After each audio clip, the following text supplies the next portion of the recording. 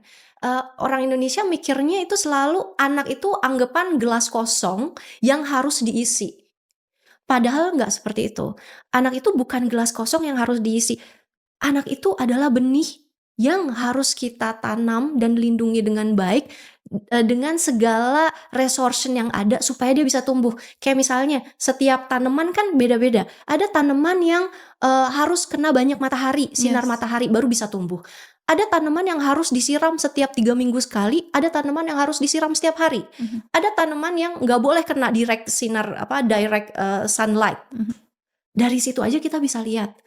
Itu juga seperti anak-anak kita. Mereka itu approach-nya, skill-nya, karakternya dengan segala keunikan mereka butuh approach yang beda, butuh pendekatan dan pendidikan atau pengasuhan yang beda juga, Mhm. gitu. Jadi Wow. jangan mikir bahwa anak itu seperti gelas kosong yang harus diisi terus apapun itu gitu ya, mhm. Mhm.